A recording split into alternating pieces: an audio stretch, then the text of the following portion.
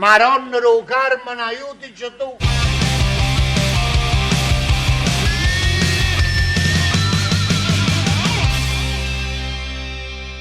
And benvenuti, fellas and bellas all over the world. Welcome to another episode of the Napoli Rant. I am Raff Biz, joined by my co-host, Vicar Sovies, Rafa Rispo.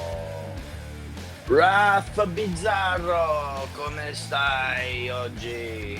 Tutto a posto. Welcome to you and all of our listeners. Let's get this rant on the road because today we have to cover 2 games, maybe 3 games actually. I think we're covering 3 games today. We have a lot to make up. We missed last week. Happy Easter to everybody for those who celebrate. And buona Pasquetta. Buona Pasquetta. Today is Monday, Pasquetta.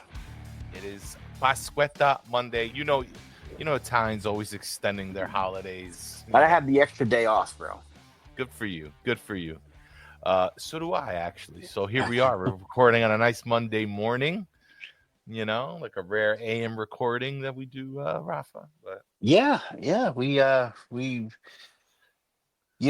a lot to talk about, so let's get it done, and we should get it out quickly because the season is winding up, and things got interesting, didn't it, Ralph, in the last 2 weeks? Yes, and I'm sure there's many of us who enjoyed a nice pastiera or a pizzichina or some lamb or roast beef or ham.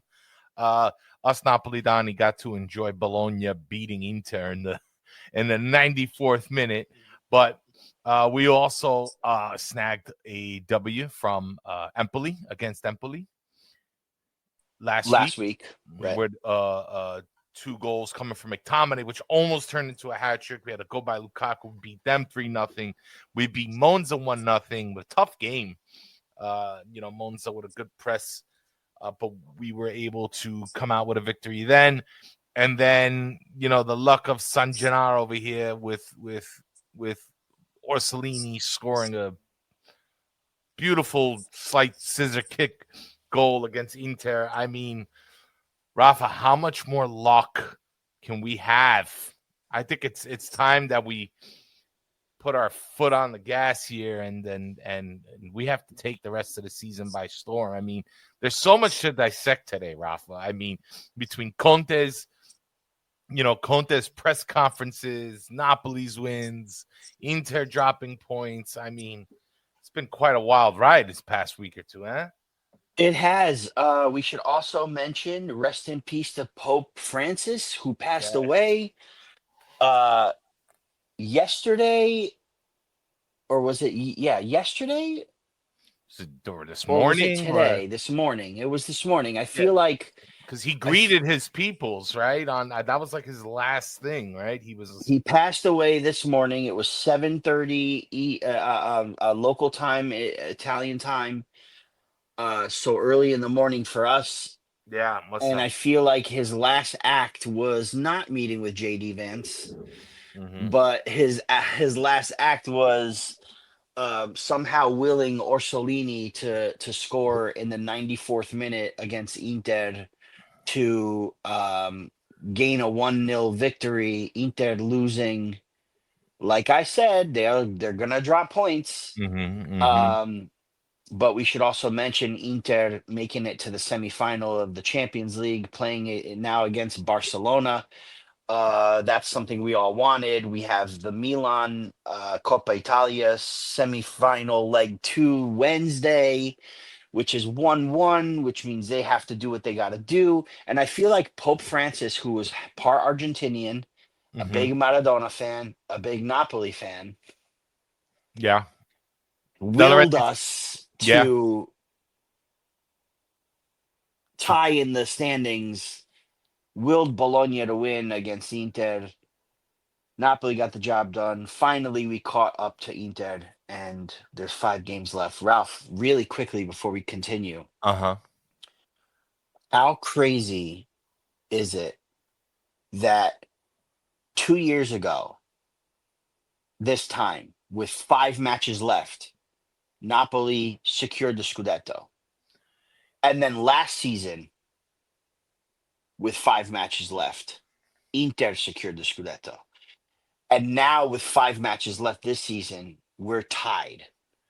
Wild I card. went on Calcio Guys. I don't know if you guys saw or heard my show with the Calcio Guys, but I had mentioned on that show how I think it's fitting that Inter and Napoli are the two fighting for the Scudetto this season because of the last 2 seasons running away with the league, both teams. Mm-hmm. And now this year it's these 2 teams that you know, at the end of the day are battling for the Scudetto. And crazier that with 5 matches left, now we're tied. And It's a wild ride, Rafa. And I think I don't know how much this statement has to do with Napoli. I think this is just for Serie A in general. The the tightness of this race is just has been crazy to me over the past few years.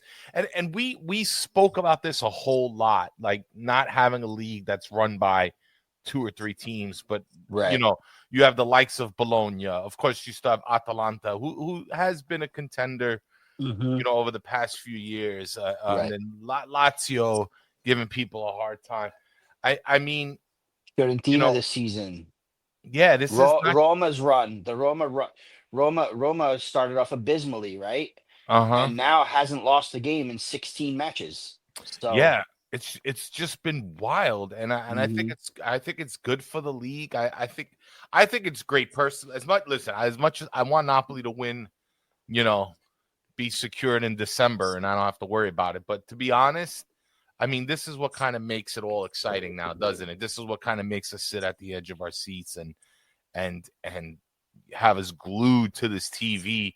I mean, even watching other games for results to see where we're gonna place. It's just a wild ride, and I think it's good for the league overall to have this type of competition. And I'm glad Napoli is in that conversation. And they've been in that conversation for a little while now. So you're right, Ralph. They have, but let's be honest, and I mentioned this on the Culture Guys too, right? Is it me or the league is as close as it is, even without, like, let's say Inter won or held on for a draw, right? Right. We let's say we didn't catch them yesterday. But that's you still look at the league and it's 3 points with 5 matches left or 3 points with 6 matches left, however you want to look at it, right? As close as it is, I haven't been getting excited about this race as much as I was excited about knowing for sure in January that Napoli are going to win the Scudetto. Like, Napoli were still must-see TV when they had things wrapped up in the end of January. Okay. And for me, I struggled getting, like, I'm, of course, I anticipate watching the games. I can't miss it. I'm in front of the TV. I'm yelling, and I'm I'm an animated fan. We all know this, right? We're all in the moment. Okay. But like week to week in 2023, I was like just like chomping at the bit to like celebrate this Scudetto. Sure.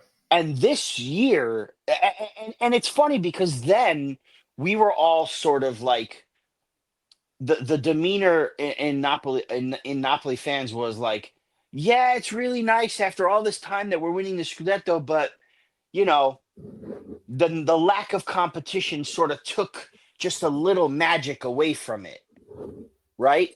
Whereas here we have this tight race, but neither Napoli or Inter are playing very great. And it doesn't get me too excited. And it hasn't gotten me too excited until yesterday and Orsolini's goal in the 94th minute. Ralph, I was sitting here with the kids and Allie watching this game before we left to her parents for Easter. And I can't tell you the last time I celebrated a goal that was not a Napoli goal in my entire life. Maybe when I guess maybe when Inter came back and beat Lazio before we were supposed to play Salernitana. Um, the story of me being on the way down to Songhe Napoli with the tri-state and driving in the car and thinking to myself, what are we doing? This is for nothing. Lazio's going to beat Inter, blah blah blah, and then Inter comes back in the car, right? But here I'm watching this game as if Bologna or Napoli, and I'm saying things like, "We got a corner, we got a throw in," and Paulie's like, "Dad, what do you mean we?" I said, "Right, today Bologna is we. Trust me, like you know Yeah. what I mean." Today And we're all bolognese. dude, I'm telling you, man. And something happened to me where I'm like, do I have to have Bologna be my second team now? Because we went to Bologna, Napoli, Ali, my father and I, when I went to Italy. And I loved the Dallara. It was a great experience. The people were really nice. The people to me were really nice. No issues. Bologna was a nice city. I liked the team when I was watching them, and last year what they did and what they just did for us. I'm sitting here like, holy shit, I think I like Bologna now. Yeah. But I gotta say, man, like once Orsolini, which was a phenomenal What a goal. phenomenal goal, What a goal.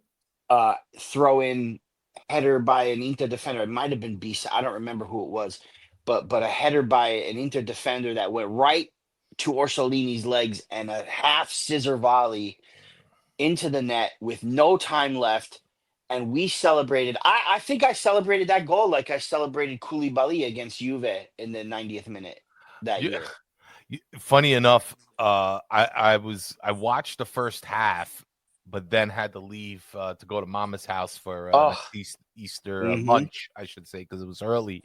mm-hmm, And we started eating and I forgot about the game. And then a little bit later, like way after the game ended, I was like, "Oh shit, I gotta check the results." I checked the mm-hmm. results, and Joe Biz has been following Napoli well with me lately, and Sure.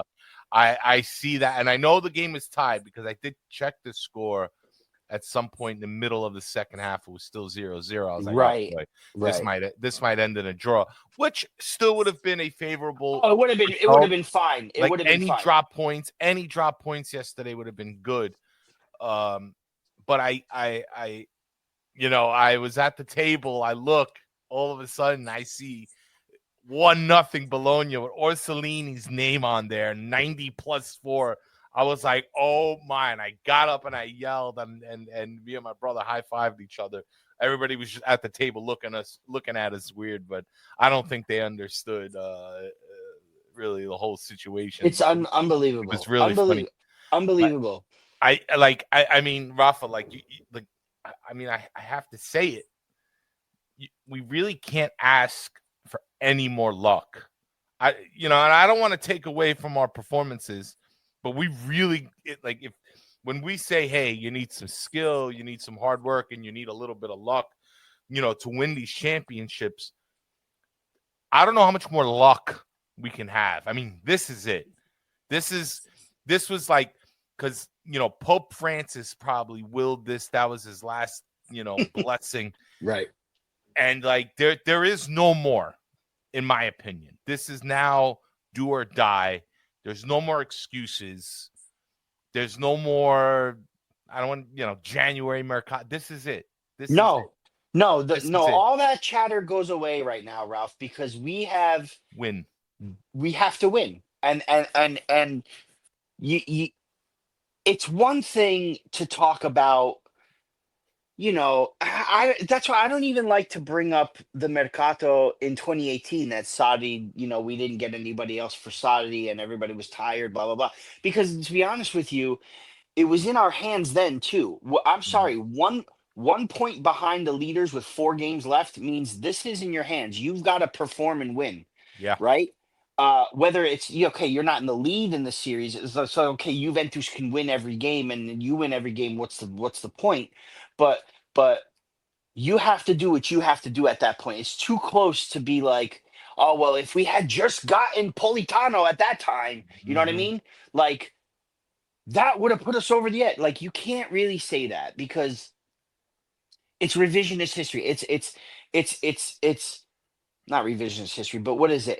It's armchair quarterbacking Got you. in the past. You know Like what the I mean? shoulda, could the Shoulda, shoulda, coulda, coulda, wouldas. woulda. There is no more shoulda, coulda, woulda. We are tied with 71 points, 5 games left. The reality is, Inter are in the semifinal of the Champions League. They still have to play Milan. They play Roma next week on 3 days rest, mind you. Mm-hmm. And like the only thing I think could get better, you're right. Luck. Every team needs luck, but the results of the past don't matter anymore. It's at a level playing field. This is like as if we all start at 0 points, Yeah, right? really. This We is like we are at a right, level the new playing field season now. almost, right? It is a new mini season, 5 game season is what it is. Yeah, And at the end of it, if it's still tied, we get a 1 match playoff right. at a neutral venue. First time ever, too. Crazy. First time. Well, Well, first time for a one-time playoff. Yes, right. Yes. there was one instance where I think it was Bologna and Inter that had to play a two-leg affair, like a home and home, Hmm. but back in like the 60s. Back in the day.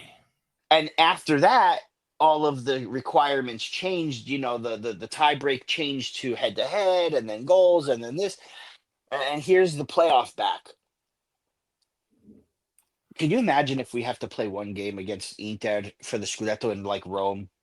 That'd be nuts. I don't know. I would like to win before that. I don't want it to No, get I to trust that, me. So would I. Don't get me but wrong. because that I game, would I too. don't know. I don't know how I would be able to stomach Well, that type of game. I don't like we're like that might we would require have that might require that might require a last minute flight. right, yeah, last minute 2 days and a game back. box of like anxiety medicine from I like gotta tell you. I mean, Costco size yeah. box of anxiety But Ralph, so medicine. really quick, and then we'll get to the games, right? You bring up luck, okay? Every team needs to have some luck on their Right. side, right?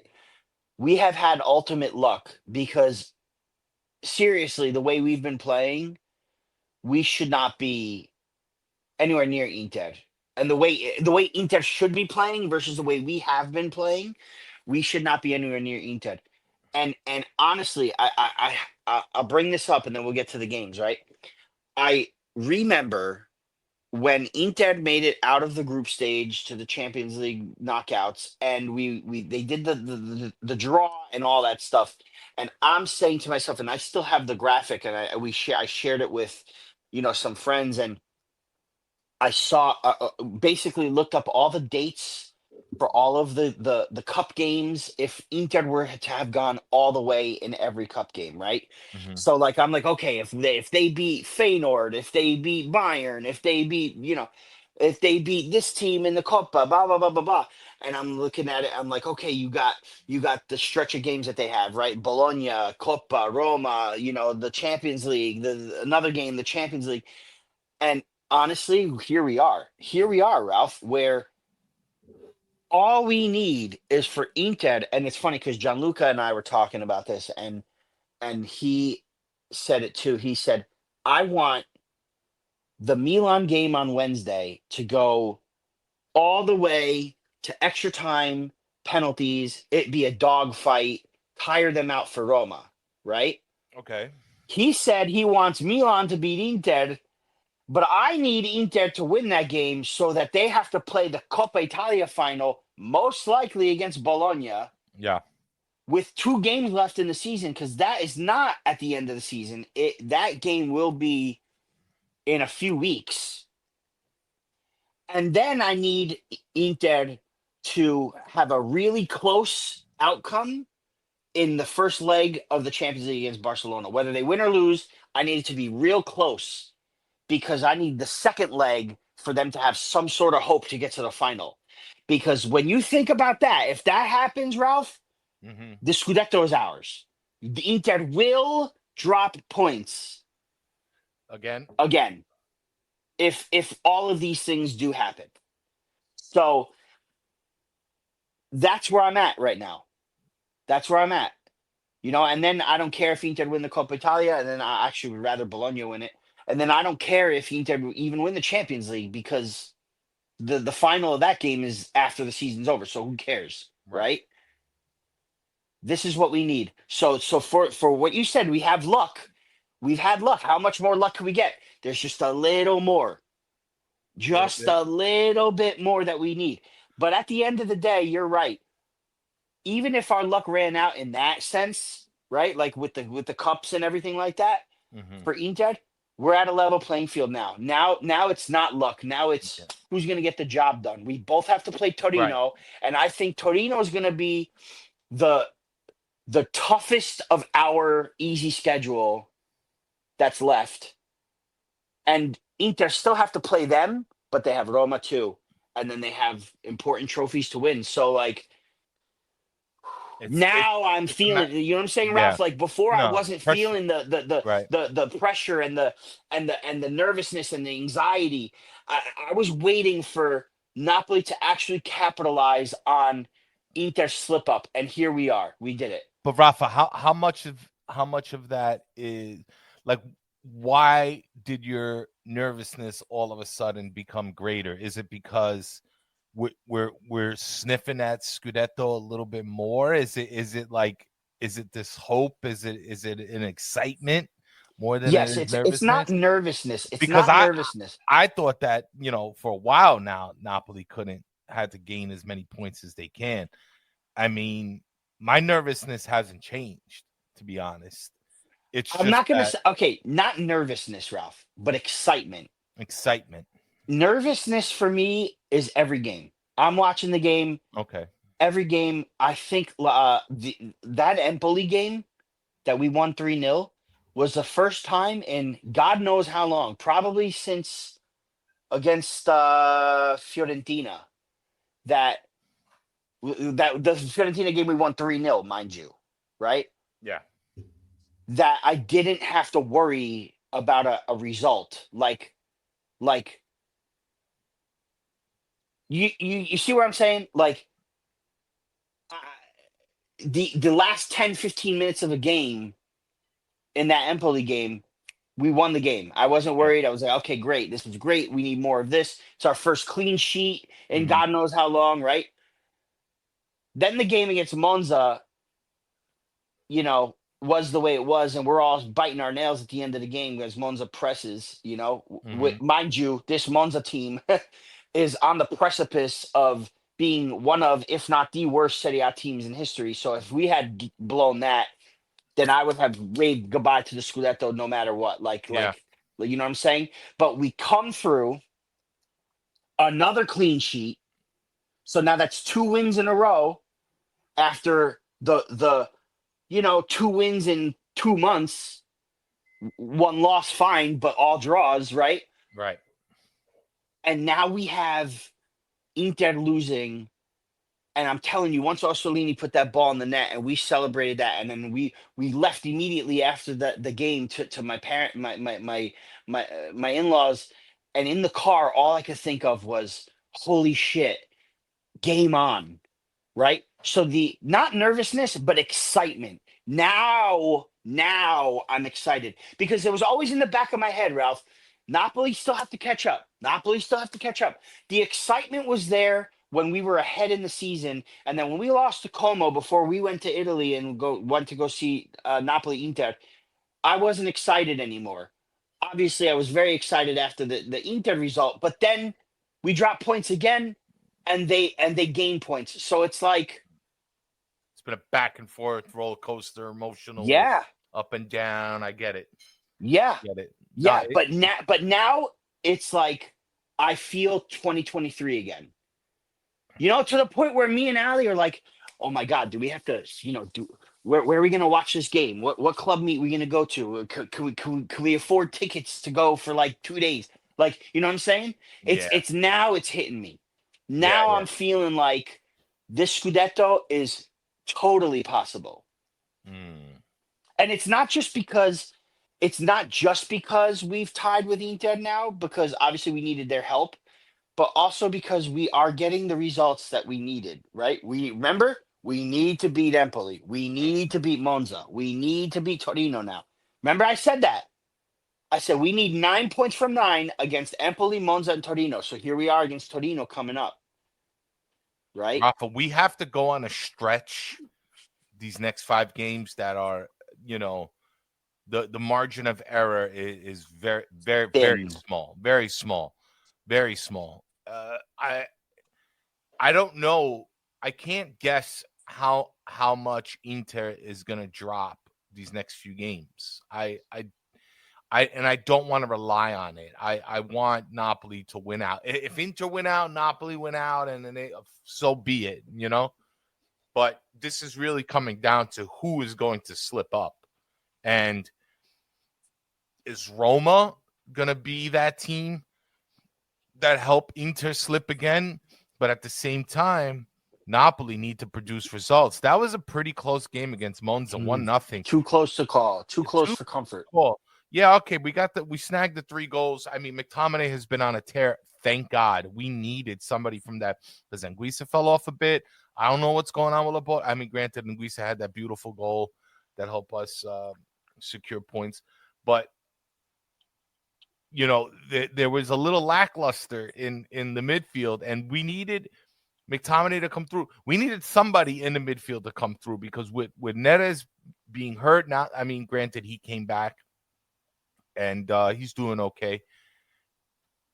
We needed big, what's the word? Performances from our midfield. It was important. And by the way, I think that was our, our biggest, I don't want to say our biggest offensive threat, but without our midfield producing this season the way they have been, because this has probably been Anguissa's best season in his career. No, 100%. It's official. It has. Yeah, Scott McTominay, who's been a force. Without that, I'm not sure where we would be right now, Rafa. Like, I'm not sure where we would be. And I'll be honest, I don't think we'd be fighting for the scudetto right now if it wasn't for that. But what does it come from? Because Anguissa's best offensive season comes from Conte. Conte putting in his head this season, I need 6 to 8 goals from you. Now he's got 6 goals. He's got I think it's like 1.5 times the amount of goals I think he scored 3 goals 2 or 3 in the Scudetto goals season. Yeah, right? most. And He's most got in 6. his career, right? Yeah, this is the most that he scored in his career under Conte. Right? Right. Who has said that, like, again, I say it again. He said to him, I want more goals out of you. I want you to be more avanti. Right? And then you got Scott McTominay, who came from Manchester United, who I'm not going to pretend that I watch Manchester United every week. I watch all the leagues, but I don't watch every game from all the leagues. So if United's on and we're watching, fine. But I have friends who are United fans, clients, close clients that are United fans that tell me McTominay. That's all I would hear about with United was McTominay. And then he comes to us. And I had my buddy who was a big McTominay fan, came in with a jersey and everything, messaged me and goes, dude, because McTominay was his favorite player. He goes, I'm so sad, but at the same time, I'm so excited for you. Wait till you see what Manchester missed out on. McTominay. And here he is, 9 goals, 10 on the season, in all competitions. He surpassed his goal tally last season with United. And he loves where he's playing. He loves where he's at. And I mean, listen, man, like Rafa, let me reiterate right there. This is what happens when you put your heart into your game when you're playing for Napoli. This when you love, it kind of creates I don't know, like a special attribute or a special kind of energy, and you see it in McTominay. You've seen it a little bit in Gilmore later. Yes, I was going to say, same with Gilmore, Ralph. These guys are learning the language. Osimhen, he didn't speak a lick of it besides Forza Napoli, and that's it. He didn't speak a lick of it. He didn't even attempt to get to know the language. Kvara too. But these guys come in, they want to know the history, the culture, the food, the language, the this, the that. Like class people who fell in love with Napoli like everybody does when they get there. Right? And you're right, man. When you have a connection with the crowd and this is why I think, there's a lot of talk about Conte. Maybe we'll get into that after, but Mhm. Conte came in and felt the love from the team that he's never felt, he said, in his entire life. Okay. From fans, from the team, from this and that. Okay. Okay, he's speaking now because here comes the end of a season and we have to rebuild for another season. Because once again, there's no way Napoli can compete on 3, maybe even 4 competitions next season because, likely we'll be in the Supercoppa also, right? Let's not forget about that. Hmm. We finished in second place. We're in the Supercoppa regardless. Uh he knows we have work to do in the off season. So we got to Yes. get there first, but he's starting to talk now and it's worrying people and it's worrying fans. But I don't think the criticism he was under by some of those fans is warranted. Now, I know you have your reservations and we'll talk about that too, but Hmm. I feel like Conte is the reason we are because okay, yes, in Gisa's season, McTominay coming in, Lukaku. We got Lukaku because we got Conte. You really think we would have bought Lukaku if Conte wasn't coming in? No. Right? Without a doubt, no. Right. And paid him what we paid him. Mana and Conte were a lock back in like March of last season, April maybe. What was the first thing they said to De Laurentiis? We need to get a defender to replace Kim. Buongiorno. Buongiorno. Boom. Revelation. Right? Yeah. So what makes me think, despite all these reports and everything he says, what makes me be worried about next season? Conte has said, unofficially, yes, has said that no matter what, he's coming back next season, at least. Maybe. And yeah, well, yeah. Again, unofficially, the remarks were unofficial, right? But I don't. I see Milan and Juve and looking for other coaches, and it doesn't worry me. Like I don't get worried by that. Like I No. get worried about what happens internally, not the courting of other teams. Like I don't think Yeah. he's interested in Milan. I don't think he's interested in going back to Juventus. But I'm worried about internally. We have to do what we got to do to compete next year. And that's the bottom line. Like we spent a lot of money this year. I realize that. Normally I'd be like, we spent so much money last year. Maybe we got to take it easy this year. We need now more than ever Hmm. to spend money next season. Yeah. W- We without a doubt need some very key pieces in some very critical roles. We're going to lose some of our depth over the summer. We're going to lose some of our starters over the summer. We might see a whole new midfield Possible, yeah. practically. Possible. We're going to see all new wingers. I mean, these are all things that we're going to need. We're going to have to see some depth in our defense. I mean, Juan Jesus, unfortunate injury for him. And I've given him shit, and I'm not the craziest about him. I don't care. I know he's done some good things for us. I'm still worried about him at times when he gets on the field, but for him to go out like that really made me sad because he's done Right. nothing but work for us. And Right. He I didn't will give Mario him Rui you, right? Like Mario no, Rui he at didn't, first but everybody couldn't stand him and then he became a legend and an integral part of the Scudetto, and a well respected and loved character, right? Juan Jesus didn't necessarily Mario Rui us, but he has definitely redeemed himself from last season, especially because he was solid for the Scudetto. Last season, they were all trash, but he was like the worst of the worst. And then this season, he really has redeemed himself. mhm, One mistake, two, and everybody's like, oh, Juan Jesus because of last year. But this year, altogether, all in all, I would say Juan Jesus, one of the most improved players on the team. mhm. One of.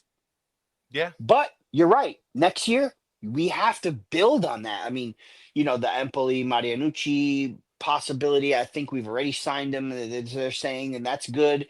But like, that's not it. That's not enough. We have got to move. We need another striker. Like you said, we may need another midfielder. We may need another winger. We should probably look at another right winger to help. I know Mazzocchi's there, but I don't know how reliable he is in all these cups and stuff. Di Lorenzo can't play every game. Things have to happen, and Yeah. Conte knows that. So that's why he's saying things now, and he knows also the limitations Napoli have. So I really feel like Conte's so used to being in a place where they have all this money to get what he needs. Yeah. But he's saying, like, I realize what we can't do as a Napoli team. I realize that, but you got to do something. Something's got to happen. Yeah. I'm with you there. I guess I want to see Conte take what he can get. And I think De Laurentiis next summer, he's going to splurge again. I think he breaks another spending record for Napoli. I think he's going to get a lot of money coming to the coffers, and he's going to be willing to spend it. He has to be conscious about it because he does need another training facility. What is he going to do with the stadium? So De Laurentiis also has to be smart with his spending. If we want to get all these things for the club, we have to be smart with the way we spend. Now, but I think ultimately it's like, what's the word? Money makes money, Rafa. You have to spend money to make money. Yeah. With our players being such an asset to us, as far as like when we make sales, and we want to, be financially sound, we also have to take the risk and make sure that our staff, our coaches have the players they need to implement their plan and make sure Napoli are covered, because we saw injuries can happen at any time. We see that rotation is absolutely necessary to compete on all these fronts. So yeah, I get Conte. I kind of understand Conte, kind of like passively putting this pressure on De Laurentiis, like, hey, you got to get all these things. I agree with Conte in that matter, because I said a few episodes ago, Rafa, that even though I'm questioning if Conte, this is the guy long term, whatever, I'll live and die on that hill. But I also said that, that De Laurentiis has to create a culture for this team. You cannot win scudetto and then just totally drop the ball the next season. And I don't say you have to win back to back, but you can't. I just don't think you can have a performance like that again. De Laurentiis has to keep this up. He has to bounce off the momentum from that scudetto and take it to the next level for this team. Okay, I'll give next season a pass. Fine, because it was uncharted waters, Rafa. It was a place that we haven't been in last season. Right? Yeah. I mean, quite frankly, it was a place that we haven't been since Maradona, since what? Right. 1990. That's a long time. Right. Of not and so much has changed since. So much has changed. New administration, new president, new this, new that, new rules, new the game too. Yeah, no, yeah. More competitive league. Exactly. Everything is harder. And Napoli has done well, I think. They don't get as much credit as they deserve because we're just used to this Inter Milan Juve life. But we don't get enough credit, but here we are. And we have to take that credit by force. It's not going to be given to us. Nobody's going to give Napoli the benefit of the doubt. We're always swimming upstream. We're always swimming against the current, and that's fine because that's just going to make us even stronger when the current does calm and we're able to swim freely. If you get where I'm getting at here, nothing's going to come easy for us ever, even within our own fan base, even with our own city. But De Laurentiis has to create a culture of saying, okay, I'm going to make sure I'm going to field a good team and they're going to have the right manager year in and year out. Doesn't mean they have to win every year. Doesn't mean they have to, produce the best results, but they have to be competitive. And we cannot keep having these mental lapses. Like, we got to be mentally consistent as much as possible in order to achieve the things we want. Now, we saw a dip in this in February. And I compared it to Spalletti's number, where in the Scudetto season, Luciano Spalletti destroyed February and March. We saw a little letting up towards the end of the season, but let's be honest, we practically had the Scudetto in our hands. Maybe Napoli took their foot off the gas, so we dropped some points towards the end of the season, but ultimately the Scudetto was ours. I mean, it was ours. We were clear ahead of everybody, so we did what we had to do. But we remained consistent throughout the year, and that is the Napoli that I want to see at least as much as possible, where we're not dipping that much in form towards the winter, because it's been an Achilles heel for Napoli to just kind of fall off a bit. You can fall off a game or so. You can have a bad result in a game or two, but 8 games, man, you can't just have one win. You gotta do more, because to be honest, this year's Scudetto, even if you want to call it overachieving, we should be above Inter right now, in my opinion. All right. And whether it's because we have one game a week and Inter has more and they're tired, I don't know. You can debate that till your face turns blue. I don't care. But the facts are that I think we should be in a better position. Now, that doesn't mean I'm not appreciative of where we are, what we're doing. Some may say we're overachieving, but then that's kind of like saying that, that these players were not worth it. They can't do it. A majority of them won a Scudetto already. I mean, we didn't have the best market, but we got what we needed, and they're doing what they have to do. But it's just, I don't know. I guess I'm still just not hyping myself up yet, Rafa. I'm still not comfortable. I'm still not convinced. I don't want to be let down. I'd rather just, what's the word? Under promise a little bit here. You know what I mean? So if we don't win it, then okay, I'll be happy with the top 4. But again, the main objective all season was top 4, right? Conte get us back on track. Despite the fact that we had no Europe to play, and everybody thought, including myself, oh, this could be it, because Conte with no Europe, this is what we do, right? But realistically, and I'm not gonna, at this point now, I think Napoli need to go after the Scudetto. I think Scudetto should come out of everyone's mouth at Napoli, right? Yeah. Because it's an intent of, okay, here we are, 5 games left, 71 points. I don't want to be that guy like Thiago Motta with Juventus, who had a bunch of bad results and said, oh, well, the objective was always top 4 anyway. You know what I mean? I need us to be like, okay, here we are, 5 finals. This is it. Scudetto time incoming, right? Because once again, situationally, your objective should change. Now that top 4 is all but wrapped up, when you think about it, right? I mean, I think we need one more win to wrap it up or something like that. Now that it's all wrapped up, you need to go after the Scudetto.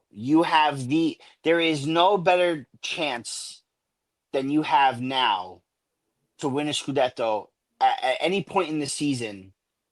Was there ever a better chance at winning the Scudetto than right now? With the schedule we have, with the schedule Inter has, with players coming back. Buongiorno will be back soon from injury. With McTominay firing, with Lukaku in good spirits, with Raspadori coming off the bench and providing, with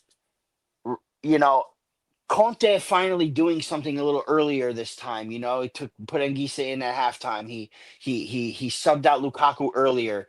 He gave Simeone more minutes. He realized Raspadori has to come in. Once Raspadori came in, game changed. Game changed. And you have everything at your disposal here to make this happen. And on top of all that, you have the fact that Inter is in a great position to drop it, right? Mhm. So this is the time to capitalize.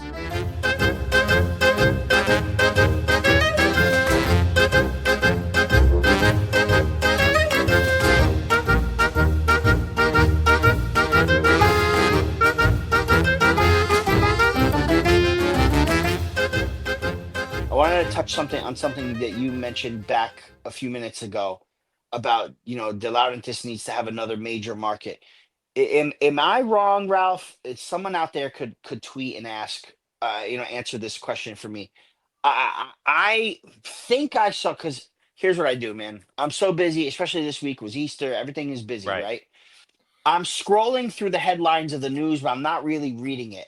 Is it me, or did I see that De Laurentiis said that they're going to build a new facility, they're going to do some things structurally, and he's going to pay for it out of his own pocket, meaning he's going to pay for it not with Napoli money, right? And does that mean that the Kvara money, the Champions League money, the potential Osimhen money, now we're hearing that Manchester United and him are agreeing on terms, and we're looking at either like this mega swap deal or a freaking cash and play or something with United for Mhm. Osimhen. Does he take that money and reinvest it in what the team needs to compete next year, and use his own personal bank money, bankroll this new facility that we need to have by 2027, right? Or 26 or whatever it is. Yeah, So yeah. Our contract, I believe, the for a training Castel center, Fortuno, the yeah, Casalotuno ends in December. If this I'm not December. mistaken, this December. Now they could also. It's very possible that they extend that to the end of the season. I don't think they're Right, just going to kick Napoli out in the street right, in the middle of a season. right. The training facility is still It going to makes be there. sense, right? Yeah, like give them Yeah. like a month to month or something, Right. right? Like, So yeah, exactly. So they'll probably, if they don't find anything by that time, I don't see them having a new training facility by January 26th. I don't.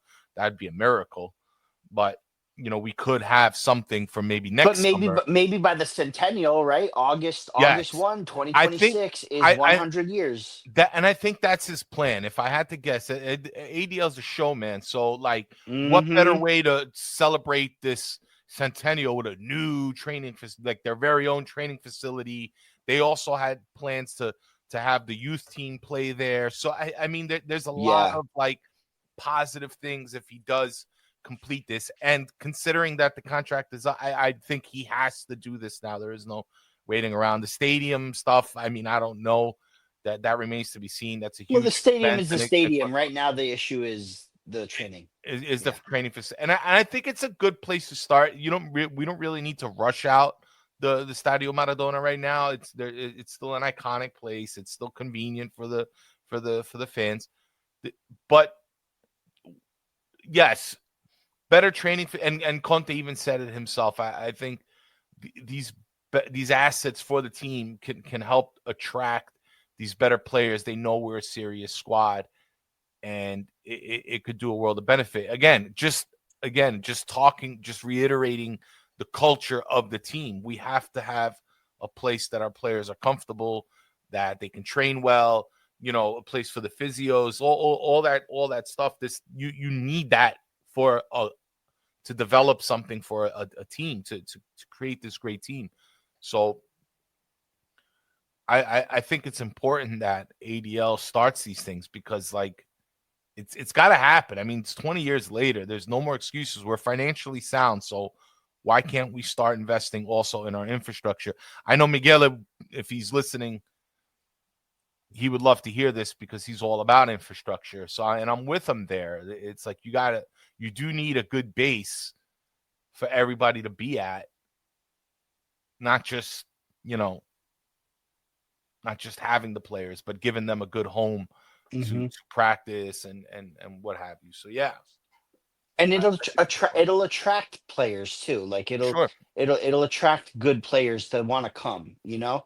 It's just an added bonus. Like you go visit a team and you see their it's like visiting a college, right? You go to a college, you take a look at it, you like it, you don't like it, you want to go to this one, that one. Sure. You want what fits you best. Having a training facility the way we should have it is just another way to attract players like how we attracted players when Conte came in because it's Sure. Conte. Like how, Champions League football attracts players, right? Like we're talking about I was listening to IFTV and they were talking about Milan and how they need to win at least Coppa Italia to get to Europa League. Antonio doesn't want that because like he wants to win Coppa Italia, but he doesn't care about Europa League. He definitely doesn't want to be in Conference League. But you need to attract players because you miss out on Europe. You have to do something to attract the players that want to come in, a la Napoli missing Europe and getting in Conte, right? So Milan miss Europe. They can't just go get this up and coming manager that no one's ever heard of, this like hipster manager that everyone believes in that doesn't happen. No, De Zerbi needs to come in. You know what I mean? Like it's to that degree, right? And it's the same thing with its infrastructure. Milan has that infrastructure. Fiorentina has that infrastructure. Inter obviously too. Juve, right? These teams have these facilities to use. Maradona is an icon. The Stadio. It's an iconic place. It's gonna wow anybody that walks in there, especially Sure. since all the renovations and stuff like that, and especially just because of the history and the people and all that. But when you go an hour north and train at this shit box, Yeah. that we're gonna lose eventually, and then you have nowhere else to go. You can't go to another shit box just to be like, okay, well, we got to save some money here. You know what I mean? Yeah. Yeah. Yeah. I was never big on spending money because of the health of the team, right? We're not the wealthiest team, but we are wealthy and we are healthy. More importantly, we are healthy. Right. It's not take you said take risks. I agree. I think now is the time. If ever Calculated there risk, was a time, Rafa. if Calculated. yeah, I'm not. sure, but I don't risks say let's nonetheless. lower load, but No, no, we no, need no. what we need. Yeah. But even if we did for one season, let's just say, okay, let's say I changed my stance and I'm like, okay, we got to spend another 200 million this season. I know we just did it last season. We got to do it this season too. Everyone's worried, and of course, I care about the health of the team. Everybody knows I care about how healthy we are, and people call it the financial scudetto. They can make fun of whatever they want to say. I care more about that than a lot of things because Ralph, and this goes out to all you youngins that did not experience this, and I'm going to bring it up again. It's like beating a dead horse over and over and over. We went through the bankruptcy. Mhm. We went through the bankruptcy, Ralph. I went through it. It was terrible as far as like, it was one of the worst feelings ever, aside from like, losing a family member, which is serious. It was like one of the most terrible things I had to endure that Sure. wasn't like life altering for my, every day. You know what I'm I know. saying? Got you. But now De Laurentiis has built this team to be not just wealthy, but healthy. And if we were to go ahead and spend a few more money, a few more dollars than we did in the summer last summer to compete and further attain trophies or more Europe or more players or attract better coaches or stuff like that. Mhm. We are in the position to do that because I'm not worried about bankruptcy anymore. 10 years ago I would have been worried about bankruptcy. But the health and the wealth of this team is now better. I might even have been worried about it 5 years ago. But the way Napoli have conditioned themselves is we are now a team that we can afford one season of a splurge after we splurge for once. You know what I mean? Like we could afford another season of splurging Mhm. to benefit our future. 10 years ago, we couldn't do it. And in the Maradona days where we had to borrow from, or, whatever, mafia, borrow, Mm. extortion, Co-op, Ferlaino, bank this and that, co-op, right? yeah, Corruption, citizen. mafia, right? That is what put us in bankruptcy. It gave us the glory, but we couldn't sustain. Now, if we were to go ahead and spend another 200 mil, which would be 350 to 400 mil on players in the last 2 summers, and then De Laurentiis buy, put it front his own money for the facilities, the team will not go bankrupt No. because the team will be fine. It'll make money again. Look at what happened this season, right? Obviously, last season we sold out on season tickets because of the scudetto, right? Right. This season we did the same thing. We sold, I don't know if we sold out, but we had a lot of season tickets, a lot. And that was Antonio Conte and the moves that we made, right? Sure. Now, if we win a Scudetto and have another Champions League run, we're going to do it again. And then we're going to do it again. And then we're going to do it again. And these players that we're building, they're going to get sold. And they're going to get sold for a lot of money. And Right. then we can Right. bring more players in. But this is how you build the foundation. At the same time, we're working on the youth. And I feel like this is the opportunity to do it. Like, I was never too worried about all that stuff before because, again, we just didn't have the means to do it. Right. Now I feel like we've got this opportunity, Mm-hmm. right? And it goes beyond just winning this Scudetto. Even if we don't win the Scudetto, we've got to do this. Yeah. Win or lose, we have to do this, right? Mm-hmm. So it's vital for me. And I think Conte realizes that, okay, I get we can't, go buy guys like, I don't know, Endrick from Real Madrid or freaking, Yamin Lamal, whatever, Lamine Yeah. Yamal, whatever his name is. You know what I'm saying? Like, we can't go get those type of guys. But you got to reinforce this team for next Mm-hmm. season. Because once again, we're not going to be in one competition. We're not going to be in two competitions. We're not even going to be in three competitions. We are going to be in 4 competitions next season. So we have to get this done. Now is the time. Now is the time. And Conte knows it and realizes it. And I think that's why he's saying what he's saying.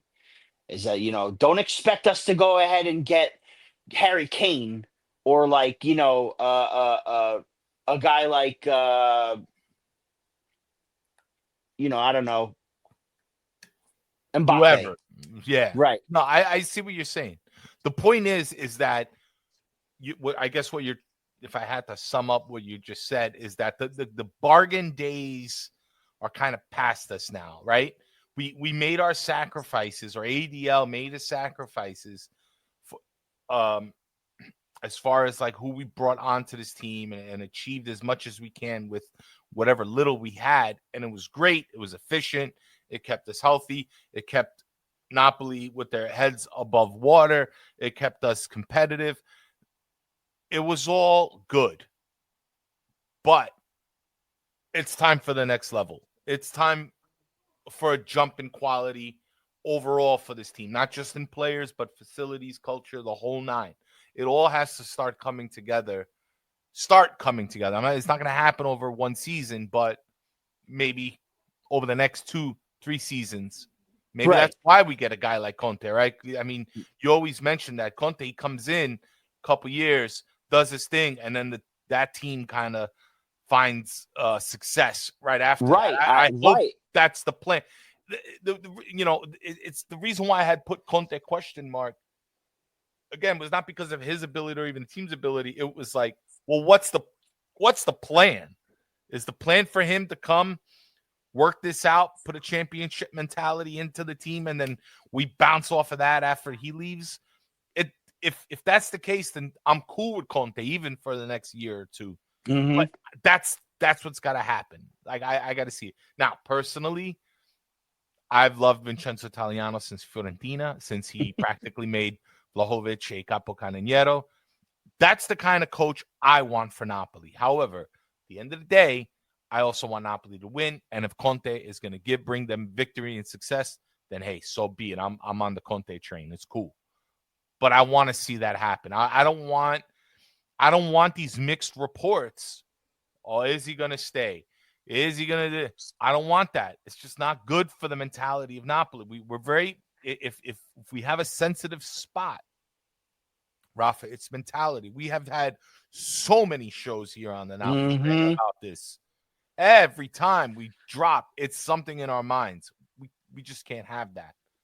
I need everybody to be united, solid, and going out there giving a performance. I don't want this. What's going on? Are we gonna have a coach next season? We can't have that. We're too sensitive. So while players sometimes they go to the big clubs, there's this tremendous pressure on them to perform because maybe the wages, maybe the transfer fees, the cultures, the winning culture of these teams. They want out the gate, you got to be the best. We don't need that in Napoli. You just got to come on the field, work hard, and you'll be all right. But while a player needs to perform on these big teams, and if they don't, they're out. That's kind of like the Achilles heel of these big clubs, right? That there's a lot of pressure.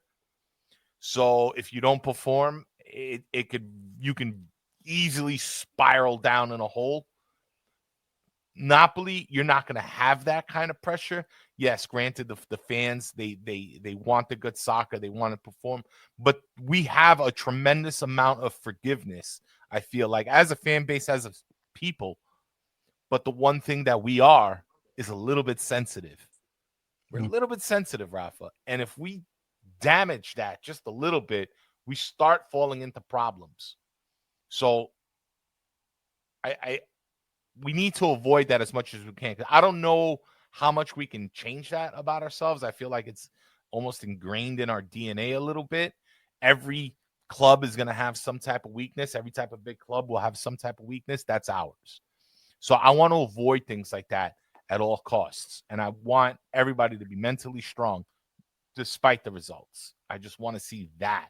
And I think we can gain success off of those things. But it's going to come down to ADL and how he manages all this success, because he can't let it get to his head either. Like, oh, I did this. I'm the man here. I'm the one, it's me. It's not. It's a whole He's been relatively quiet this year, and Conte is the one speaking, That's fine. But no, ADL has been quiet for a lot. But after the scudetto, it was like, look at me. He tried to turn that spotlight onto himself, and he shot himself in the foot. I didn't like that.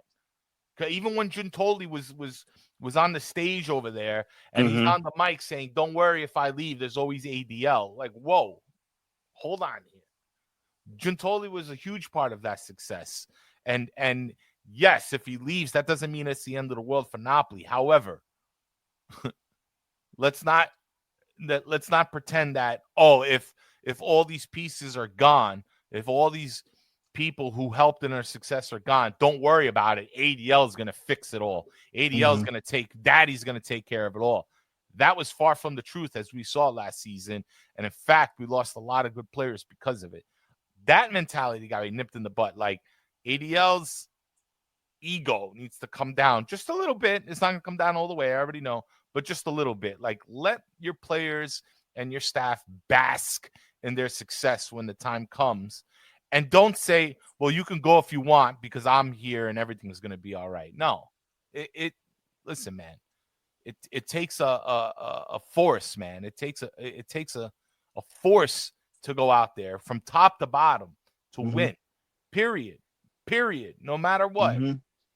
We saw that. We saw that in 23. We didn't see that in 24. Hopefully we can see it again in 25. And I think let's hope. I'm sorry, go ahead. No, that's it. That's all I'm going to say, is that we have to make sure that all those things are happening too. It's top to bottom. It's got to be in sync, or else it's a problem for us. I'm optimistic, but how are you optimistic or are you pessimistic in that regard? Like what, do you think he's really learned his lesson now? Because here's my take is, when we won the Scudetto, And after the home game against Fiorentina, where he went on CBS and said, now is the Champions League. We're going after that. We won the Scudetto. Now we want to win the Champions League, right? Mm-hmm. Clearly, he said that and didn't know how to proceed with, going after a Champions League, right? Clearly, he had no idea what to do. Mm-hmm. Now that he has made it known that the Champions League is an objective, right? Like not just getting to the Champions League, but going far, maybe winning one day, right? Which is so hard. Like it's crazy to even say it because it's one of the most difficult achievements in the entire world of sport is to win the Champions League, right? Mm-hmm. Because you've got so many good teams all across Europe playing. Do you think that he has learned the lesson of, okay, I said we want to win the Champions League. I do want to win the Champions League. We can't do it like this. We've got to change our approach. That's why he got Conte. That's why Conte, he knows Conte is going to demand players. That's why he has been quiet this season.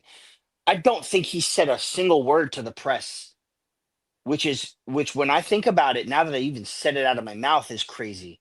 Mm-hmm. I don't think he said anything to the press this season as far as Napoli goes. I think he's been sat back, let Conte do his thing, and watch it happen, and then provide the money that he needs, right?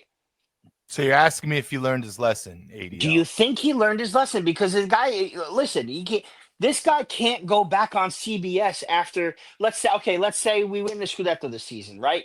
CBS TV or whatever, whoever is on, he goes on the mic and says, yeah, we did it again, Scudetto, now Champions League. And then he throws a stinker in the summer again. Do you think that's going to happen again? I don't. I can't see it happening again. If he wants to achieve the things that he says, then no, it can't happen again. Yeah, but what do you think? Do you think he realizes that? Yes. Let My me short put answer. this. Yeah. Go ahead. One more thing before you answer. I know your short answer is yes. I just heard you. Mhm. But one more thing before you answer. You had a departing Spalletti. You had a departing Giuntoli. You had a departing Kim Min-jae. You had a departing Lozano. For all we know this season, Anguissa is thinking about leaving. There's nobody that's 100% like, this is it, I'm done, right? Mana is staying. Conte is he's still under contract. It remains to be seen what happens with Conte, but I have a really big hunch he stays. Okay. So let's just say, for argument's sake, Conte is staying, and Mana is staying. Mana, that's a fact. He's not going to leave. Mana is his first season, right? You will have Mana back. Does he have the capability, ADL, to fuck this up again? Or does he have the realization that I wanted the Champions League and I did not do the right thing to get me a Champions League or even close to a sniff at the final? This is what I got to do. Do you think that that's what he does? So, like I said, my short answer is yes. And it's going to start with last season when he apologized. Now, some people might not, some people think that maybe it wasn't as sincere, but I do, because when has ADL ever apologized in 20 years? Now,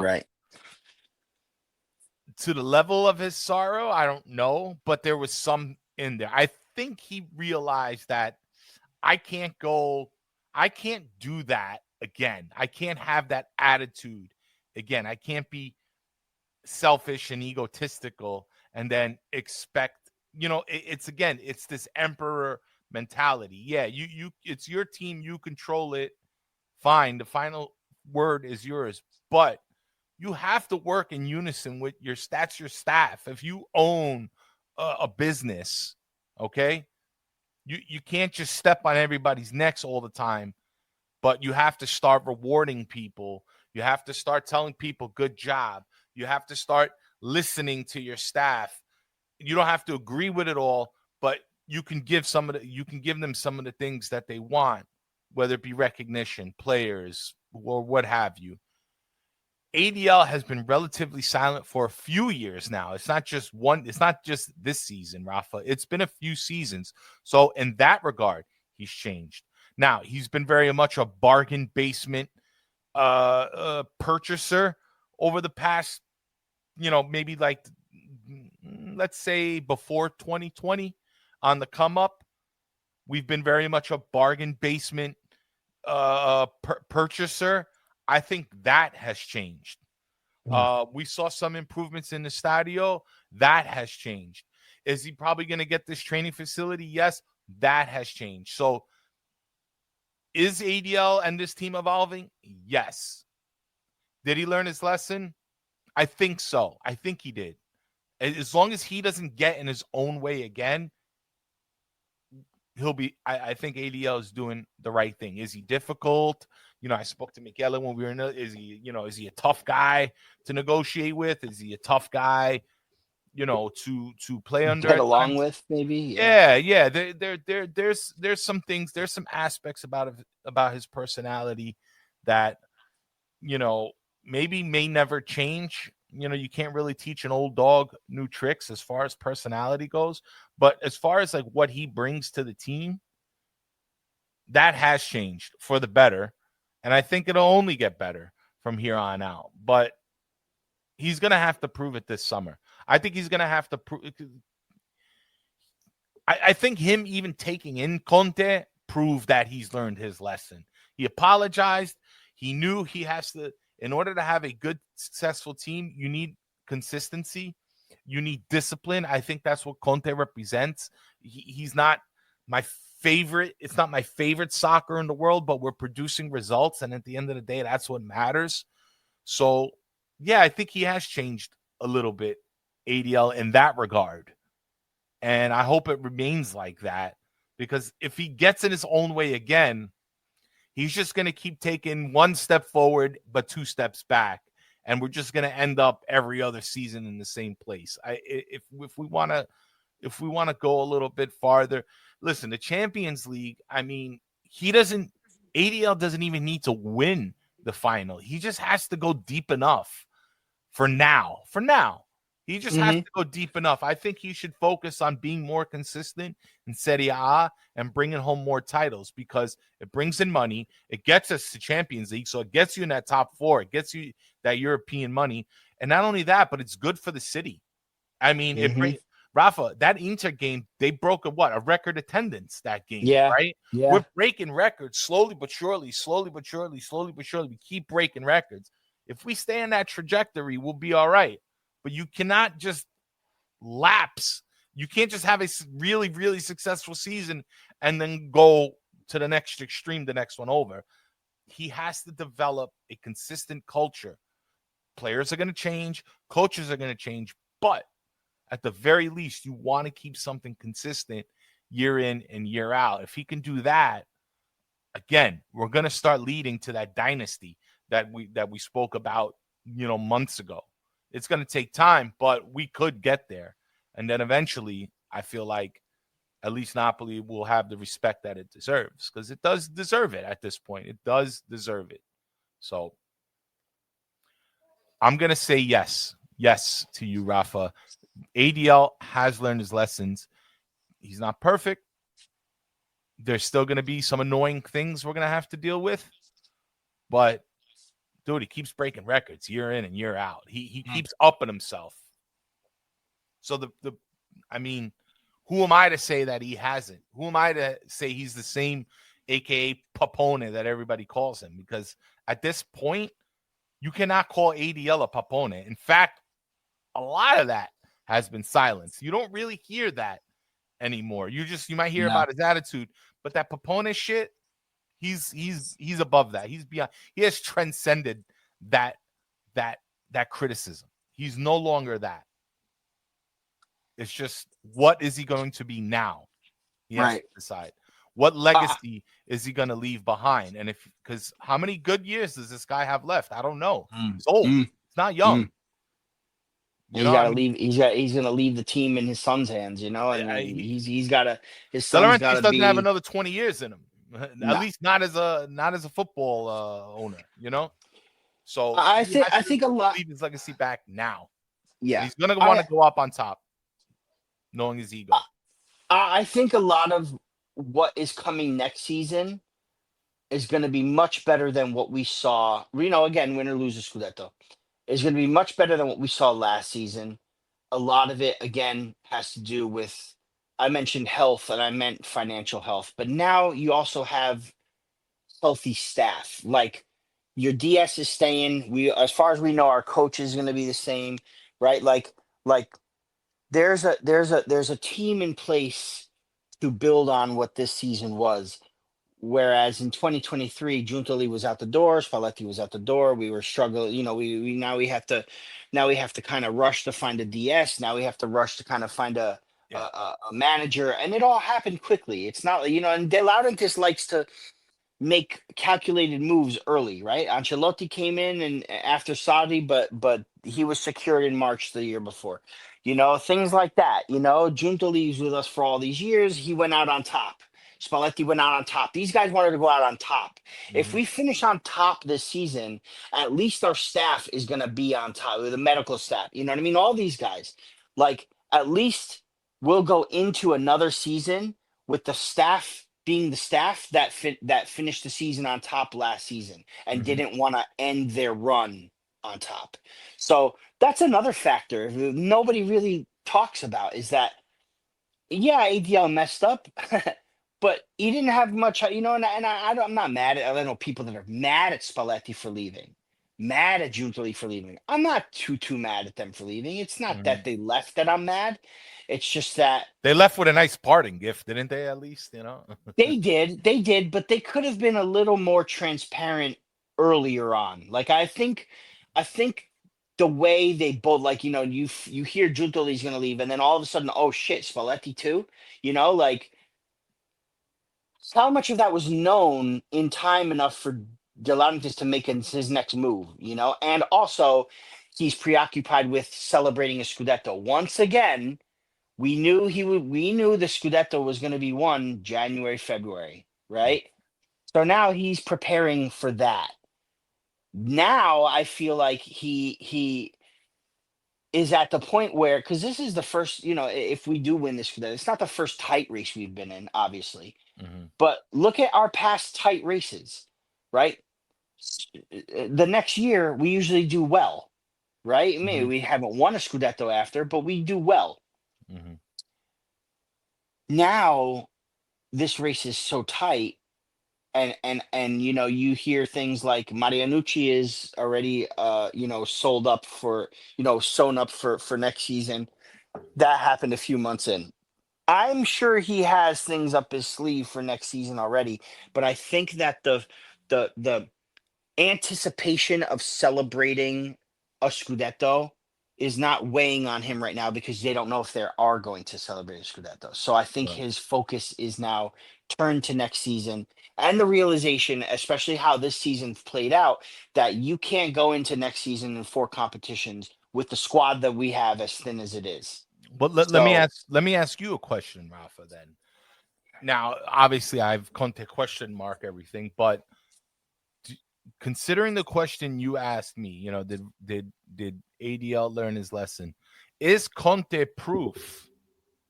Is hiring Conte for this to manage his club? And let's say he will stay for his, for the remainder of his contract, Conte. Let's just pretend we're in that world right now. Do you think hiring Conte was proof enough that ADL learned his lesson? Because Conte is pretty outspoken as to what he wants, what he expects, and how he wants to go about doing his job. He is in a sense putting pressure on ADL to make sure that he accomplishes the things that ADL set out to accomplish. To basically back up all these things that ADL wants. Do you think Conte was proof enough, or was the guy that ADL brought in to put his money where his mouth is? yes, I do. I do, because that's a signing of intent, Ralph. You Hmm. don't sign Conte to spend no money, and Right. we've gone over this, right? You don't bring a guy like Conte in to be like, oh, let's do what we do what you have, do what you can with what we have. That's not his forte. His forte is setting up for success. You mentioned it earlier. He goes to Juventus. They win the scudetto in season one. They win the scudetto in season two. Season three is like probably one of the best. I think it was season three or two, the highest point total in a scudetto winning history, Hmm. and it still stands the record. And then he leaves there and leaves the team in decent health, right? Hmm. Conte goes to Italy and manages the Italian national team. He does what he does with that squad that had no business going to almost a semifinal. Then he goes to Chelsea, but Chelsea is a powerhouse. They've got infinite funds, whatever. Then Hmm. he goes back to Inter, where Inter was a struggling club for a decade almost, and comes in 2 seasons gets him to the final of the Europa League and wins the Scudetto. Leaves that team. Inzaghi comes in. That team is in the final of the Champions League, wins Coppa Italia, wins Supercoppa, wins another Scudetto the way that they did. And mind you, when he left Juventus, they won four straight doubles after. So, like, Conte may be the 1, 2, 3 season guy, right? But I feel like De Laurentiis knew that Conte is the guy not only to get us back to where we need to be this season, but set us up for the future. And to be honest with you, if if you ask me, De Laurentiis knows that Conte is the way he is, outspoken, and maybe that's why he hired him, because he knows he's outspoken too. ADL, right? Okay. He's like for like. People might have seen it as a clash of the heads, but I think Conte was also brought in to keep ADL accountable, right? Because the guy he hired to get us back to glory, to get us back to good standing, to get us back into the Champions League, to win another Scudetto, is a guy that's saying, oh, I know we can't do this and this in Napoli, but we got to do this. This is Right. what we got to do. I Right. realize that we don't have Juve money, Inter money, Milan money, but we have to do something, and it's you that has to do it. And that's why you hired me, to keep on top of you, to make sure it gets done. So So you yeah, I do that's a think great point. So so according to what you just said, ADL literally hires Conte to make himself accountable. right. It's a great theory. I mean, it it it it would almost make that apology that he said a season ago valid, right? If what you Yeah, say because is accurate, he apologized for the screw up and then worked on getting Conte in. right? Now again, Conte was sought after. Conte was sought after. Roma, Inter, not Inter, Roma, Milan especially were the two teams that Conte was sought after Mhm. by. He could have went to Roma. Roma is also a, you know, three Scudetti, smaller than the bigs, but a very legendary club. Because Roma is a Sure, big club. It's the capital of Italy, right? He could sure. have gone to Milan. Milan is Milan. Hmm. Infinite funds would have got him anything he wanted. Blah blah blah. Right? Yeah, He chose Napoli because there's a reason he chose Napoli. You can't sit there and tell me that ADL and him are going to clash because they don't get along and agree. You can't tell me they didn't have that kind of conversation before Conte came in. I don't think Conte is going to go somewhere where he thinks this isn't possible, right. right? He's not going to work for a Papone, basically. No, no, he's not. There's no way. So yeah, I really feel like Conte was an accountability hire. Like he's keeping himself. ADL is keeping himself accountable through Antonio Conte, Hmm. and we may enjoy the fruits of the Scudetto in season one, which everybody had on their minds. Again, like I said, no Europe. Everybody has it on their minds. But at the same time, I also feel like if it didn't happen season one, okay, it's gonna happen season two, and it's a slow rebuild back to where we need to be. And Conte is the perfect guy to do that. You can ask Marco Messina, who studied him all Hmm. these years. You could ask anybody that knows ball, that knows Conte, that all these Juventini and all these Interisti that you can't ask Tottenham anything, because forget about Tottenham. People say, "Oh, what about Tottenham?" Tottenham is a disaster. But you can ask those guys, and they'll tell you, "Hey, Conte left us in great shape. Okay, we didn't have the best, end of the relationship. We had a falling out, this and that. Both teams, Milan, Juve and Inter. But look at where they are now, right? Juve was a historic Juventus. Went to 2 finals of the Champions League. Won 4 straight doubles. No one's ever done that before. No one's ever won 2 straight doubles before that, right? And now you have an Inter who, after Conte, made the Champions League final, won the scudetto the way they did, is on another, having a potential treble season this year. Like, this is exactly what we needed. Now, whether he stays this year, next year, the year after, remains to be seen. But I think now that we've had a season of Conte, and potentially a second, I think we will. I think ADL is like, okay, this is what we have to do. And this is how we have to come about running this club from here on out. We did the 20 years. We finally won the Scudetto. Now we take the next step. And again, if he didn't make the comments, "Oh, yeah, we're going to repeat a Scudetto and win a Champions League," and then fall flat on his face like that, then maybe we don't realize what we really need, right? Right. Maybe we don't realize what we really need in this organization is more, not just financial stability, but stability as a whole, a team, a manager, Yes. someone who's gonna hold players accountable. Cavada was held accountable. Players are being held accountable now, Ralph, and it's all through Conte. So I really feel like this is the turning of a new leaf. It's a turning of a page, or whatever, however Like you a want to call it. shedding of a The, skin or whatever. yeah, Yeah, something. the turn of a new era has approached, not only in achievements and in how we go about business, but how ADL realizes, okay, now here's what we have to do. I think this summer will galvanize our opinion here. It will certainly solidify everything we just said, Rafa. I think for me the proof is in the pudding, because we can talk all we want. ADL can talk all he wants. Doesn't matter. The proof is in the actions.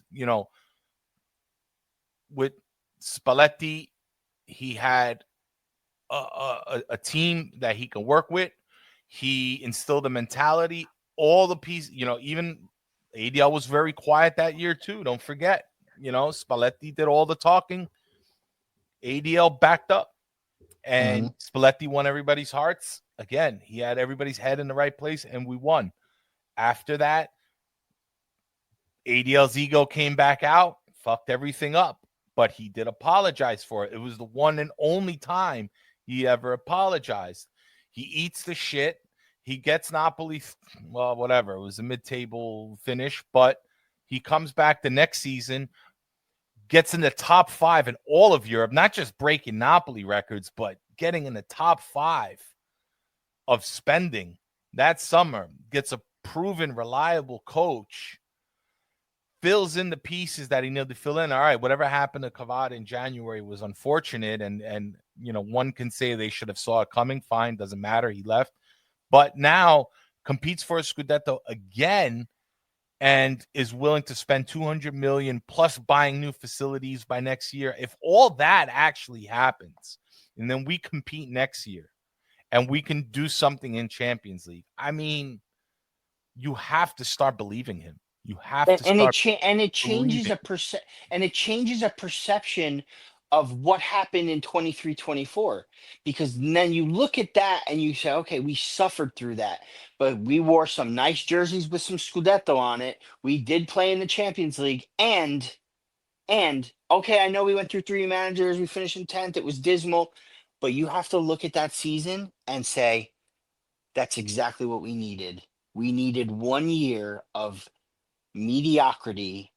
We needed to be humiliated and humbled as champions to progress. ADL As needed to be ADL humbled needed it. and Yes. humiliated. Well, when I say we, ADL, I mean the team, the okay, organization, which is right. essentially ADL, right? Yeah, Yes. because I don't think it's not the players or the fans that needed Oh that. no, we I don't think need. it We was the need to win president. every year. You know what I mean? Yeah, We yeah. we suffered for the year because of it.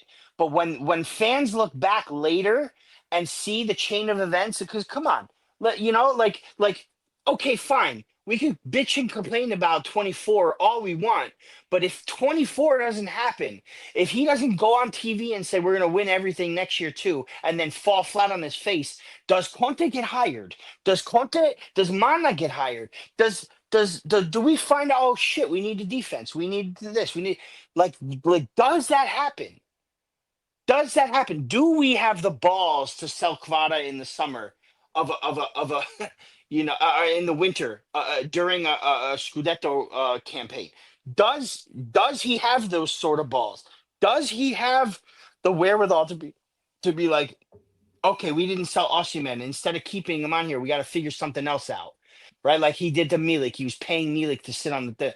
Now, does he have all of that wherewithal without failing in 23, 24? I don't know. I don't know. He does. So A little bit of failure is okay, Rafa. I think, right? I mean, anybody who's ever successful, anybody who's ever changed this world, has fallen on their face before, and I and can many times too. and I can attest to that in my life, Sure, like you wouldn't believe. of course, Rafa. Like I remember well, for Napoli in general. I think it was their old coach that had said on the show that Napoli needed to hit rock bottom so it could bounce back up. Now I'm going back, when ADL when Napoli went into bankruptcy and they lost everything. Right. Napoli needed to literally hit rock bottom to get to where we are today. Right. ADL, to me, last season was a rock bottom in a sense. In a sense, it was kind of Yeah. like a rock bottom, Yeah. whereas like you just went from flying high to absolutely destroying all your momentum. That cost him a lot. Because had he remained consistent, think about the money and all the success that he could have gained from last season that would have kind of spilled into this season and where we could have gone this season. Fine, what's done is done, but ADL needed they always say in Italy, the bagno di humilità, the bath of humility, and I think he got that. At least I hope he got that. Again, not everything is going to change about him. He's still going to have his idiosyncrasies, but I'm really hoping that he has evolved as an owner. I know he's involved in some senses, but in this sense that, okay, in order to stay here, I can get here, but how do I stay here? And that's what ADL needs to learn. He figured out how to get there. He figured out how to stay on top. He figured out how to make money. He figured out how to remain healthy. He figured out how to attract big players and big coaches even. He figured all it out. But how do you stay there? And that's the thing that ADL has to figure out. And I'm hoping he learned that this season. I think it'll further prove it more during the summer and what happens next season. But so far, so good. I'm critical only because I want Napoli to succeed this season. I don't want them to say, oh, well, this is good enough. We know it's good enough, but that doesn't mean you should settle for that. I want them to get over their own mental hump. If Napoli can do that, then ADL was able to slay one of our most, what's the word? One of our dragons that we've always had to combat year in and year out. It's this lapse in mindset. If we can slay that dragon, then Napoli are headed for really, really good times. So ADL, I think, in his legacy, has to leave with that. There's no way Maybe his ego, even though sometimes it's his own worst enemy, can be his best friend in with this subject. ADL has a few, I don't know how much time he has left, but it's limited. He has to leave Napoli On a high. on a huge high, Rafa. Not just we're already on a high. We have to be in a place that we never were before, and we have to stay there. Even if his kids want to take over, if that's the case, and they'll continue on the project more or less the way he did it, he has to leave them up there. That's where he has to leave if ADL wants to cement his legacy. Because in 10 years from now or 15 years from now, they're going to be making a movie about him. He's going to want that ending that if he wants to, stroke his ego, then he has to leave with an ending that says, you know what, despite all his difficulties, despite his personality, despite this, he really brought this club to the next level. And that's not an easy thing to do. I mean, other than the bigs, when have we seen that? We've never seen anything like this in Italy, at least not in recent history. Right. So, yeah, I think it's imperative here. One other thing, and I mean, Ralph, we've been going on for an hour and a half. It's a double show. It's a double show because Rafa, these things are important to me because listen, we could talk about the games. We all know what's happening here. We all have to. At this point, we got to sit back and wait. We're in a waiting room right now as to how the rest of the season is going to transpire. But I think the important questions we're asking them on this episode as to what we're going to see when the dust settles and this season is over, what should we expect? So I think it's an important conversation. So to all the listeners, if you're still there, maybe we'll cut this show. We'll do like a 2-part in the show. I'll put a little music or something. But the point is that I think this is an important topic because this is gonna be our near future, Rafa. And I'm glad we addressed it. And I don't care how long it took. No, for sure. Easter double episode, so that's okay. Double episode. We missed last week. There's a lot to talk about, and I think where I was going with what I was going to say now is one last factor I feel that is going to fuel ADL into like making this team better for next season is that, once again, this centennial is coming, right? The centennial of Napoli is August 1, 2026. Okay? It's after the World Cup in the US.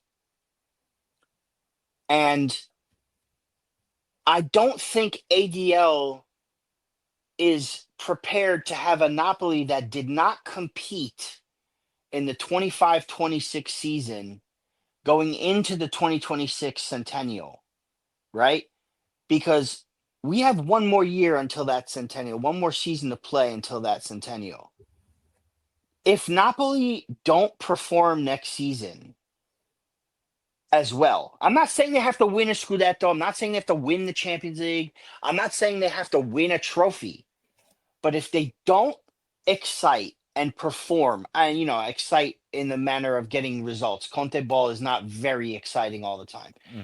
But if Napoli don't produce results and are not in the thick of things come the 26-27 season, where that August 1st, that celebration, that first game at Maradona, because I'm anticipating a tremendous party, a tremendous occasion, 100 years of Napoli. Yeah. If you're going into that on the back of a hit season performance because you couldn't keep Conte, because you couldn't this, you couldn't that, then you have a big problem, because capitalizing, there's only one 100th anniversary. And here we are living it. You cannot, especially in these days, you cannot have fans not excited for the season to come, or you cannot be on the back of. You saw the buzz at the beginning of last season, how crazy things were, that Napoli were going in as champions, and there was so much buzz and excitement. Sure. You need to have that again. So next season is a very, very important season. Very important. Because let's say it's Conte's last season. Let's just say You win a scudetto with Conte, he leaves or stays because the contract is 3 years. He leaves or stays. If he leaves, you got to get that guy. Whoa, Yeah. that Italiano, that De Zerbi, that guy. You got to get that guy.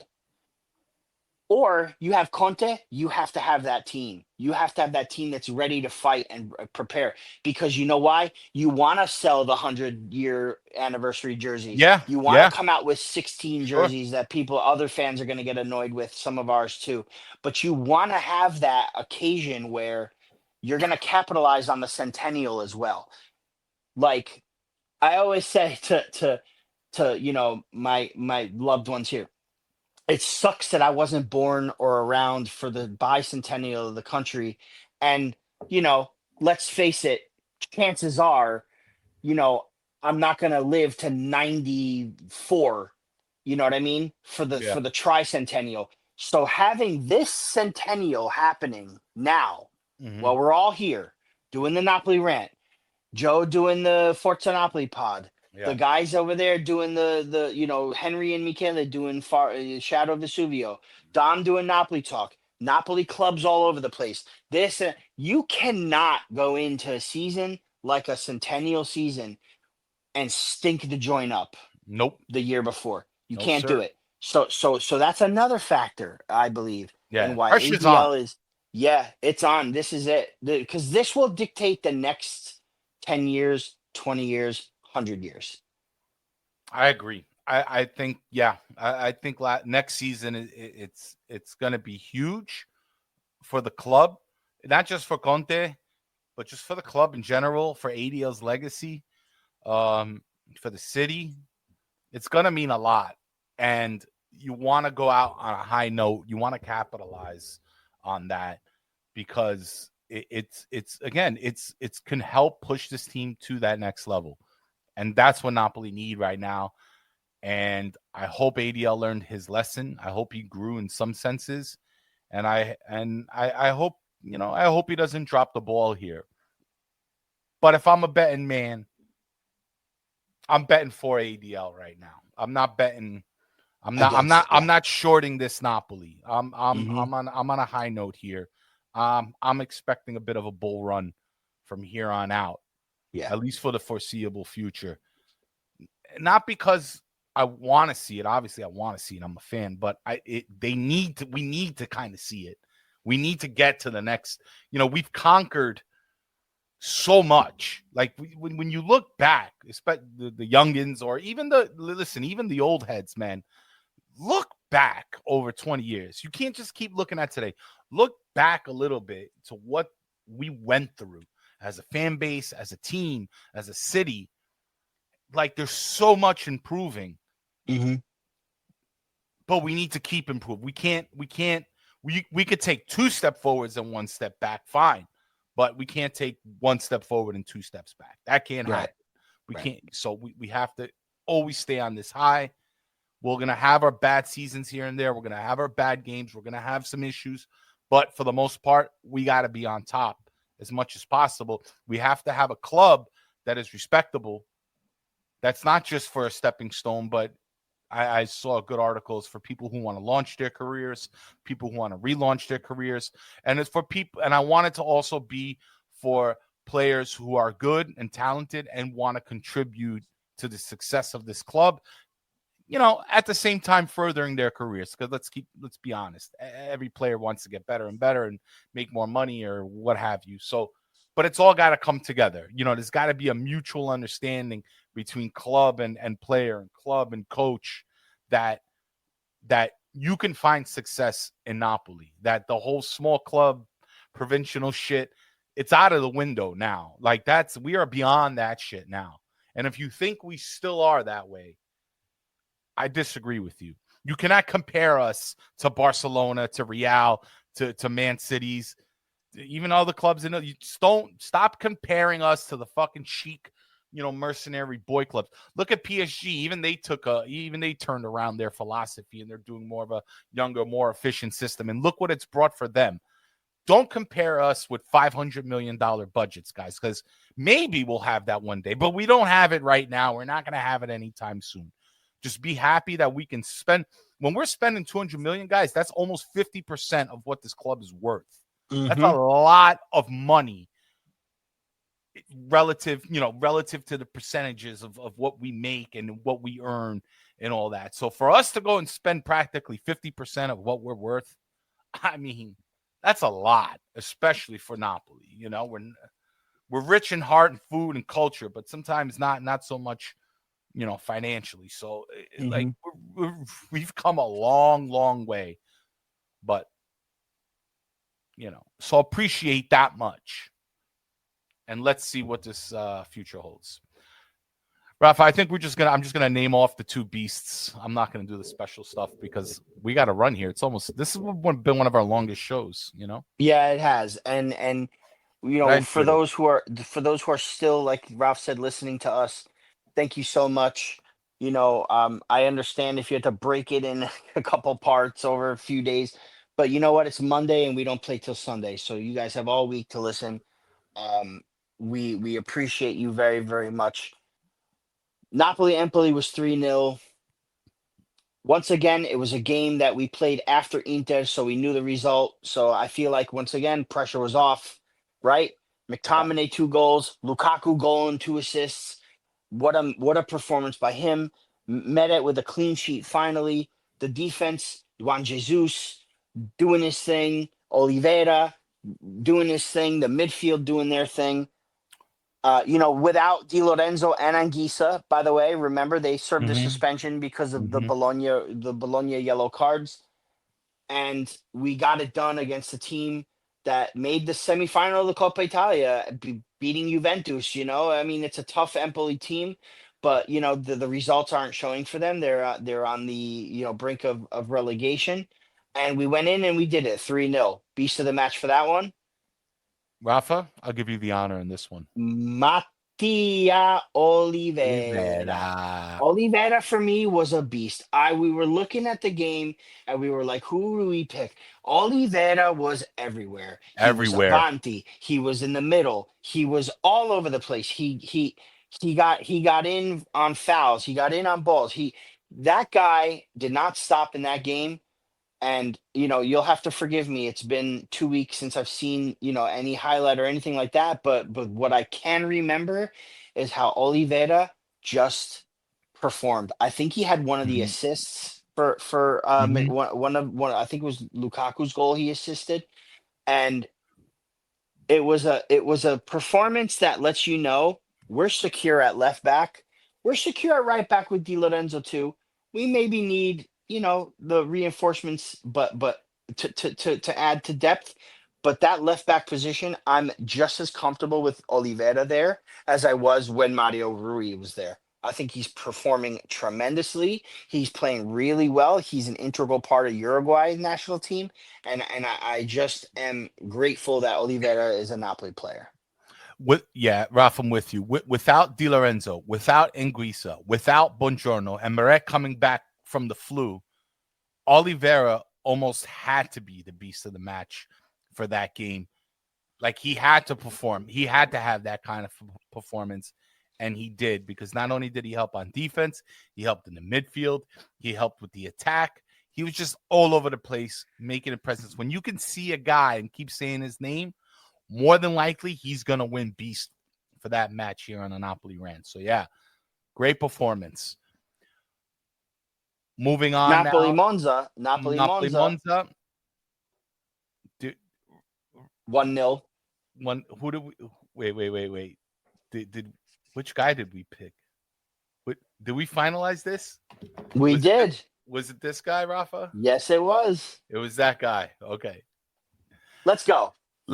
Scott McTominay, number 8, Napoli Monza, beast. I mean, yes, he scored the only goal that got, you know, he was player of the match for Foot Mob, I believe. You know, we don't. I think Serie A player of the match as well. Yeah, we typically don't pick him, but considering what he did that game and the game before, I mean, just like Oliveira needed to step up, Scott McTominay needed to step up with it. With Neres being out again, with Anguissa not starting, we needed a performance in the midfield, and Scott McTominay has been beasting it for the past couple games.